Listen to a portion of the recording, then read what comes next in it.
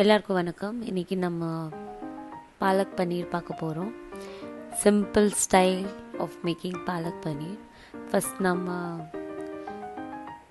பன்னீர் க்யூப்ஸில் cut பண்ணோம். அப்புறம் பாலக் நல்லா வாஷ் பண்ணோம். 4-5 வாட்டி வாஷ் பண்ணோம். அப்புறம் நம்ம பாலக் பிளான்ச் பண்ணோம். பிளான்ச் பண்ணிவிட்டு சில்டு வாட்டரில் வாஷ் பண்ணிவிட்டு அப்புறம் தான் அதுக்கு நம்ம கிரைண்ட் பண்ண போகிறோம். ஸோ கொஞ்சம் கடாயில் எண்ணெய் வச்சுட்டு பாலக் நல்லா கிரைண்ட் ஆயிடுச்சுன்னா நான் அதில் 2 டேபிள் ஸ்பூன் சுகர் போட்டிருக்கேன்.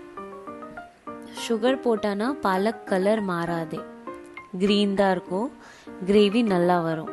அதுக்கு தான் நம்ம சுகர் போட்டுறோம். இப்போது கடாயில் எண்ணெய் வச்சுட்டு பாலக்கு அதில் ஆட் பண்ணிவிட்டு நல்லா மிக்ஸ் பண்ணிவிட்டு நம்ம க்ளோஸ் பண்ணி 5 நிமிஷம் குக் பண்ணும். திருப்பி நான் பிளெண்டரில் 4-5 பூண்டு, 1 இன்ச்சு ஜிஞ்சரு, அப்புறம் 2 ஆனியன், ஒரு பெரிய சைஸோ ஒரு ஸ்மால் சைஸ் ஆனியன் போட்டு பிளெண்ட் பண்ணியாச்சு. அது நம்ம பாலக்கில் போட்டு நல்லா குக் பண்ணோம்.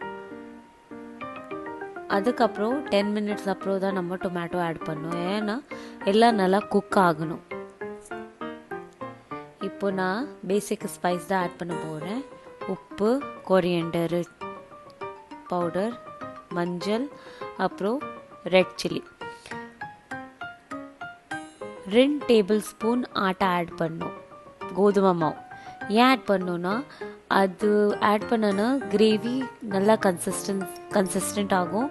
அப்புறம் குக் பண்ணுறதுக்கு நல்லா ஹெல்ப் பண்ணும். பாலக் பர்ன் ஆகாதே, குக் நல்லா ஆகும். எல்லா திங்ஸ் மிக்ஸ் பண்ணிவிட்டு நம்ம